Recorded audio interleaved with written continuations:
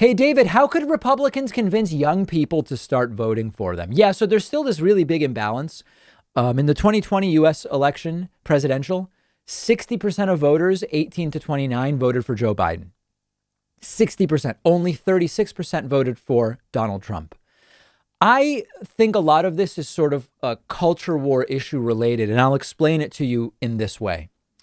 The Republican Party historically has had their sort of more religious and cultural issues, and then their policy platforms. The policy platform of low taxes and low regulation, it's not really appealing to young people, and that is not a draw for young people to the Republican Party.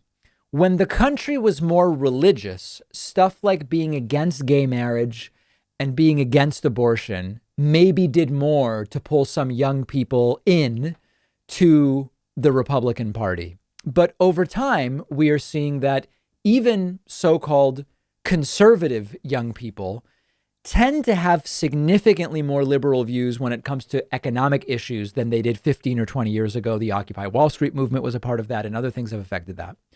They're increasingly less religious. So like gay marriage, abortion are not big issues for most young people. So what does the Republican have to offer them?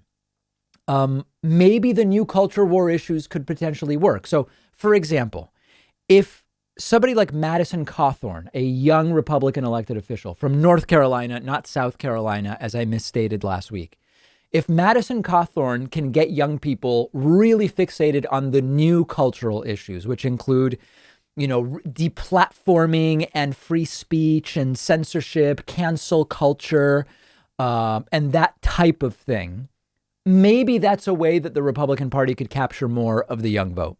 That's a possibility. The problem, as I see it, is that the Republican Party on policy doesn't really have much right now other than oppose Democrats, cut welfare programs, and cut taxes. They are against the Affordable Care Act, but they don't really have a solution. And young people are probably aware that if ACA goes, if I'm under 26, I may not be able to stay on my parents' insurance. So there's no interesting policy ideas. And so as interesting as the idea of we're going to fight cancel culture and we're going to fight against policing of speech and deplatforming and all this stuff, that might be interesting to some young people and might pull them towards the Republican Party. If they care at all about policy, there's going to be nothing there. So I think that unless there's a wholesale change within the Republican Party, they're going to keep hemorrhaging young voters. Now, that being said, still, given how ridiculous Republican policy has been towards anything that young people would care about, it's shocking they still got 36%. Trump still got 36% of the 18 to 29 vote. Doing everything wrong, they still got 36% of the vote. So this is one of those things where, on the one hand, the Republican Party is doing everything wrong to try to appeal to young people. And the things I think could help them appeal to more young people are not things they seem interested in doing. So that seems terrible. It spells disaster. But yet, on the other hand, they still got 36% of the 18 to 29 vote. So only some small tweaks could probably make them quite competitive, or at least closer to competitive, among that group. Give me your sense of whether there's a way to maintain something that is the modern Republican ideology that would appeal to young people. I'm not really sure that there is. One of our sponsors, PureVPN, is giving you 47% off a 1-year plan, which comes out to less than $6 a month. PureVPN makes you anonymous online, and you can trust them. They're the only VPN with an always-on third-party audit, verifying that your internet activity is not being logged.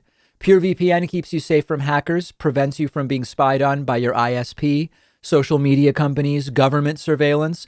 It lets you stream shows and movies that aren't available in your country. PureVPN is super fast with over 6,500 servers, and you can use it on all of your devices with 10 devices logged in at the same time. You can try it for a week for just 99 cents, and you'll get 47% off a 1-year plan, which is less than $6 a month when you go to davidpakman.com/VPN. The link is under this video, and you'll even get an additional 10% off when you use the code Pakman.